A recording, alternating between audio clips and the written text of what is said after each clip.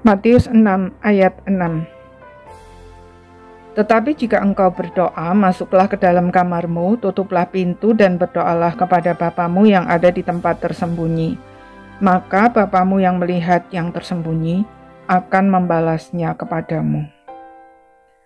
Tuhan Yesus mengatakan kalimat ini untuk menegur kemunafikan orang-orang Farisi yang pada saat itu suka memamerkan kesalehannya.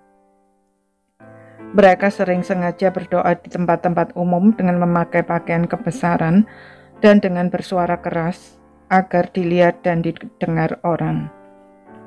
Tuhan Yesus berkata bahwa dengan berdoa seperti itu, mereka sudah mendapat upahnya. Maksudnya, tidak ada lagi jawaban doa yang bisa mereka harapkan, karena memang mereka tidak sedang berdoa. Yang mereka harapkan adalah pujian manusia, dan mereka sudah mendapatkannya. Ada seorang anak yang berdoa dengan suara keras, "Tuhan, aku minta sepeda." Ibunya menegur dia, "Nak, berdoa itu tidak perlu berteriak, Tuhan tidak tuli." Anak itu menjawab, "Benar, Ma, Tuhan tidak tuli. Tapi kalau saya tidak berteriak, kan nenek tidak dengar." Kita mungkin tidak menggunakan doa untuk meminta sesuatu kepada seseorang, tetapi bisa saja kita bermaksud untuk menegur atau menasehatinya. Di sisi lain, berdoa di tempat tertutup tanpa suara juga tidak selalu berarti lebih benar atau lebih rohani. Jadi, nasihat jika engkau berdoa masuklah ke dalam kamarmu, tutuplah pintu, tidak dimaksudkan untuk dipahami secara harafiah, sehingga kita tidak berani berdoa dengan sikap doa ketika berada di tempat umum. Hal ini bisa menjadi bentuk kemunafikan yang lain jika alasan sebenarnya adalah kita takut ditertawakan atau dianggap sok suci, lalu dikucilkan dari pergaulan.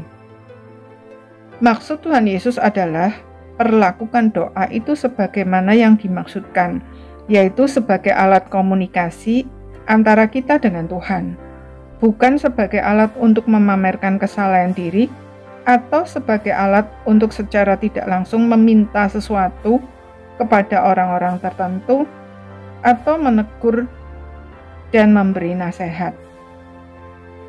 Jadi, inti nasihat ini terletak pada motivasi hati kita, bukan tempat di mana kita berdoa. Jika motivasi kita murni, dimanapun kita berada, kita akan bersikap dengan benar. Ketika kita berdoa dengan sikap doa atau dengan bersuara, kita tidak bermaksud untuk memamerkan kesalahan atau menunjukkannya kepada seseorang.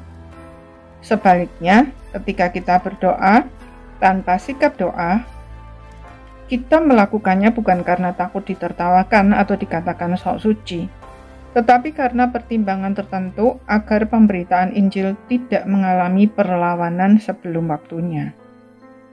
Kita juga tidak bisa menghakimi orang lain hanya dengan melihat apa yang nampak dari luar.